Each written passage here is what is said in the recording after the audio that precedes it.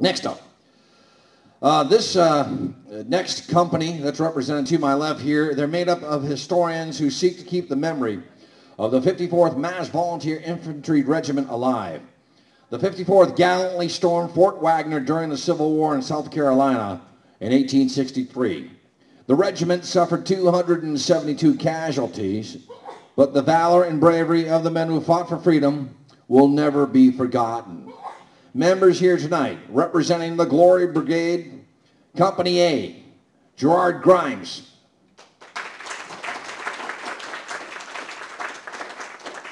Tanya Grimes. Brenda Dixon.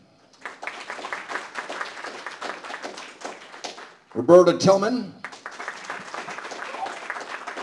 And I'd like to introduce to you the president of the 54th Massachusetts Volunteer Infantry Regiment, Company A, Mr. Emmett Bell Sykes.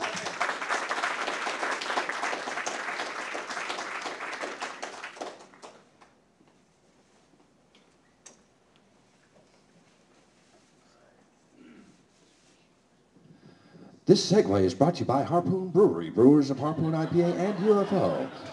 For more beer, log on to harpoonbrewery.com or call Skylar Blackman, their marketing manager, and tell them that John mentioned their brewery twice.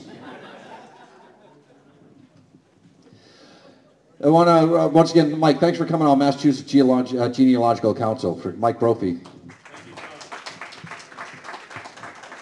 All right, we're ready to rock and roll. Good evening, everybody. Good evening, everybody. Good evening. The following is an excerpt from A Brave Black Regiment, written by Captain Luis F. Emilio. Darkness was rapidly coming on, and each moment became deeper. Soon, men on the flanks were compelled to fall behind for want of room to continue in line. The center only had a free path, and with eyes strained upon the colonel and the flag, they pressed on towards the work, now only 200 yards away. At that moment, Wagner became a mound of fire, from which poured a stream of shot and shell. Just a brief lull, and the deafening explosions of cannon were renewed, mingled with a crash and rattle of musketry. A sheet of flame followed by a running fire, like electric sparks, swept along the parapet. When this tempest of war came, before which men fell in numbers on every side, the only response the 54th made to the deadly challenge was to change step to the double quick, that it might the sooner close with the foe. There had been no stop, pause, or check at any period of the advance, nor was there now. As the swifter pace was taken, an officer sprang to the fore with waving swords barely seen in the darkness. The men closed the gaps, and with set jaws, panting breath, and bowed heads, charged on. Wagner's wall, momentarily lit up by cannon flashes, was still the goal toward which the survivors rushed in sadly diminished numbers. Every flash showed the ground dotted with men of the regiment, killed, or wounded. As the survivors drew near the work, they encountered the flanking fire delivered from the guns in the southwest salient and the howitzers outside the fort. Nothing but the ditch now separated the stormers and the foe. Down into this they went, through the 2 or 3 feet of water therein, and mounted the slope beyond the teeth of the enemy.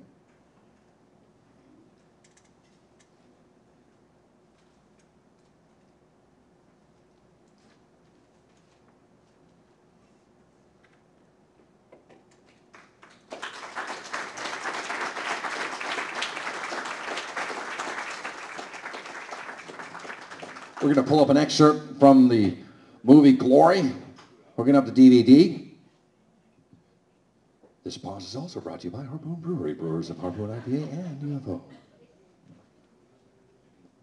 want to thank Mr. Bob Childs here tonight, helping us out technically, from the Historical Society of Watertown, and the owner of many, many colonial outfits. He's got quite a wardrobe. Also, my technical director, under duress tonight because he had to swap to 10 different platforms, Steve Russo.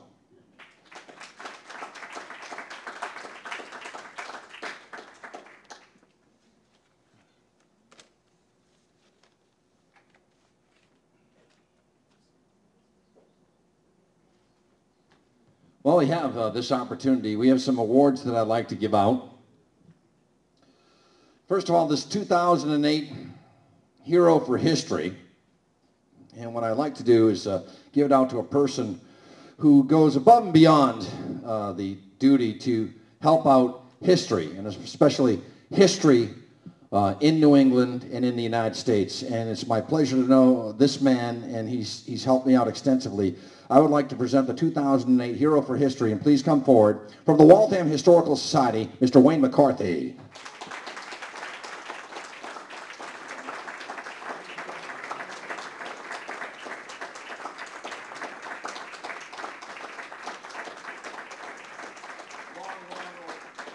Long overdue for this guy.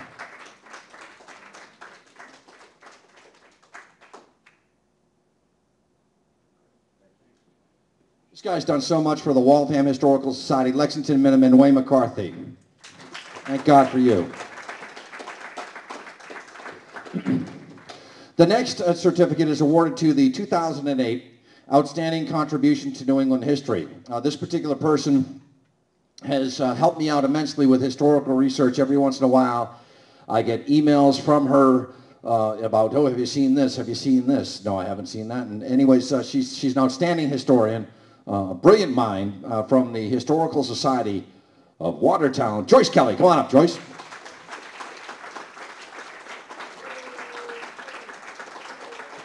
John, you told me you wouldn't embarrass me.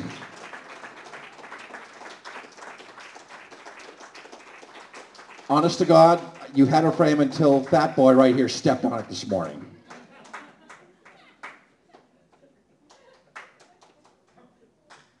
Joyce Kelly.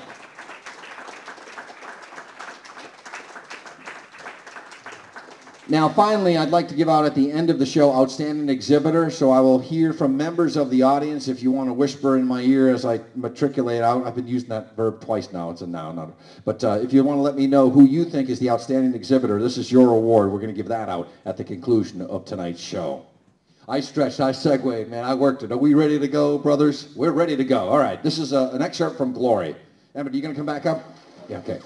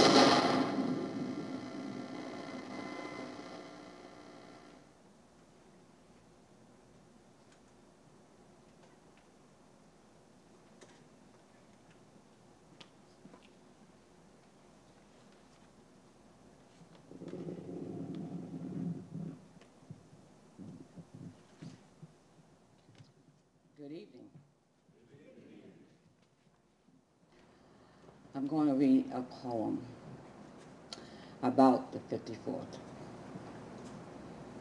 Where storms of death were sweeping wildly through the darkened sky, stood the bold but faded column, brave to do, to date, and die.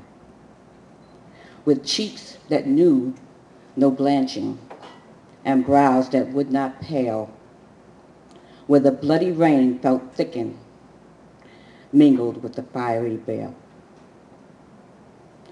Bearers of a high commission to break each brother's chain, with hearts aglow for freedom, they bore the toll and pain. And onward passed through shot and shell, swept fiercely through their paths, while batteries hissed with tongues of flame and bayonets flashed with wrath. Oh, not in vain those heroes fell amid those hours of fearless strife. Each dying heart poured out a balm to heal the wounded nation's life. And from the soil drenched with their blood, the fairest flowers of peace shall bloom, and history called rich laurels there to deck each martyr's hero's tomb. And ages yet uncrossed with life, as sacred urns do hold each mound, where sleep the loyal, true and brave, in freedom's consecrated ground. This was written by Frances Ellen Watkins Hopper.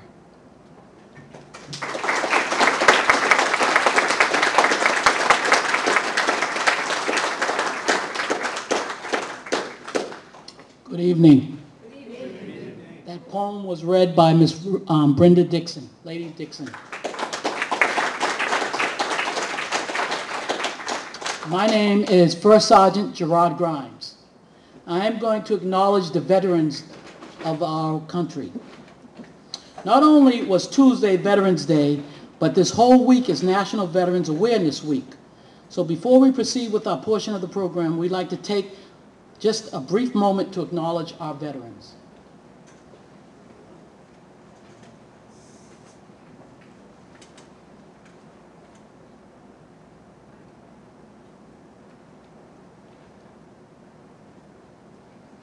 Thank you. Thank you. Next, we'll ask that everyone here join us in taking a brief moment of silence and to honor the fallen warriors from each of America's most conflicts, as well as those who went missing in action. Let us not forget those families who are struggling to put the pieces back together after losing a loved one. Please reflect on the personal sacrifices that may have been made by many on our behalf. You may bow your heads or to close your eyes or sit respectfully quietly.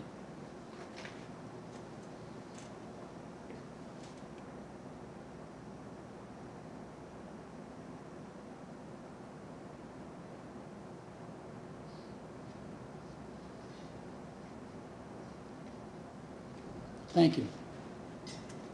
Thank you.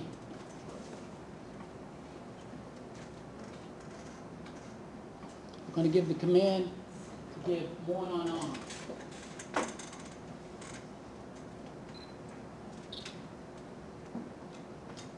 One on arms. Bow your heads.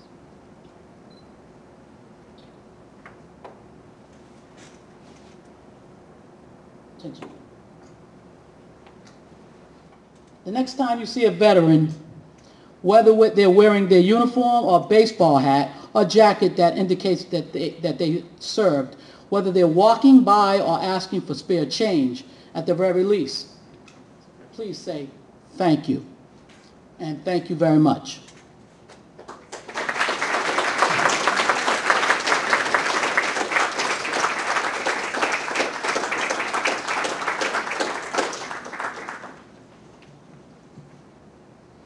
Good evening again. I'm going to tell you a little something about the 54th. In 1992, George Brown, George Coblin, and Benny White, and a few others, they formed what is now the 54th Mass Volunteers, and that's who we represent. Inspired by the movie Glory and filled with a passion for Civil War history, these men sought to bring awareness to the contributions of the Union's first colored regiment, raised in the North. We are reminded whenever we hold an event at Shaw and the 54th Monument in Boston, which is across from the State House. However, just how universal the story of the 54th really is.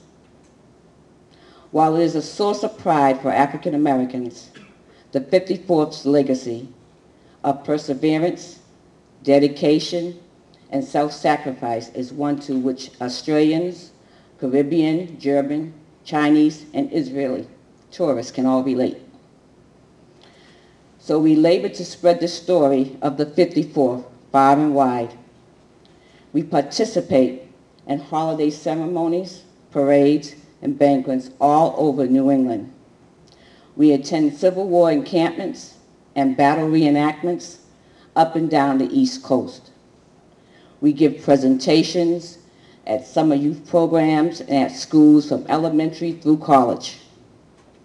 We organize fundraisers to benefit local charities, and we look forward from the rest of '08 to '09 in the future to continue to volunteer with veterans and other people that need to know about our history. With us today is First Sergeant Gerard Grimes,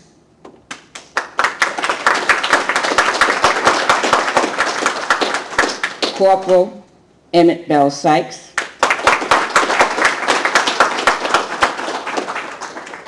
Private Tony Grimes, and on the other half, because she, as you know, and maybe some of you all know, is wondering why she's in a uniform today, she also is a colored lady. So she's one of the ones that one minute she can be a lady, and the next minute she can suit up and be a soldier. And that's a wonderful thing that she can do.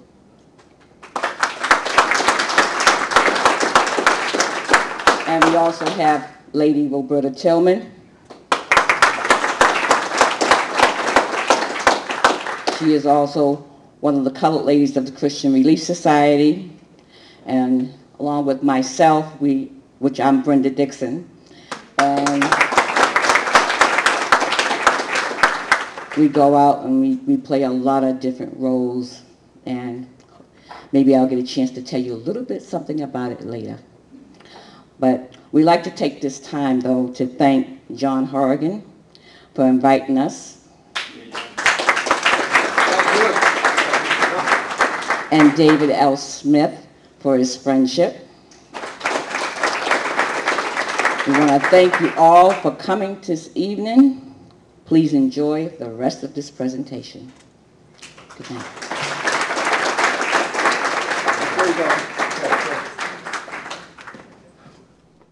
First of all, Brenda, you didn't see it, but while you were reading the poem, talk about the tearjerker moment in Glory, the last soldier collapsing and dying. You got me. You got me at the end of your speech. What a tearjerker there, and what a tremendous effort. Thank you very much. What I'd like to do now, if I could call up all the members here tonight, and I would like to present an award on behalf of the 54th Massachusetts Volunteer Infantry Regiment, Company A. You mentioned Benny White, one of your founders, and I had a plaque here for Benny. Unfortunately, he's home ill. He can't attend, so I'd like to present this to you, Brenda, on behalf of the New England History Festival for Benny and the rest of the team here.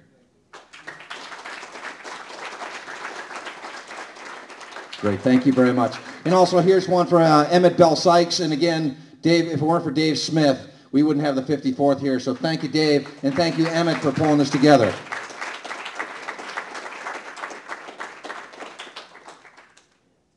And if we could have last one group photo with the entire 54th here, we'd appreciate it.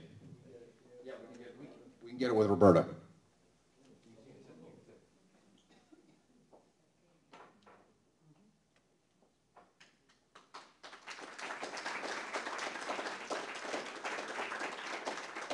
'54th Massachusetts, thank you. Shush! All right, thanks for so much for hanging in here tonight. It's been quite a show, hasn't it, folks? Huh? Yeah. Too bad for the other people that missed it. Run along then. There's a great show.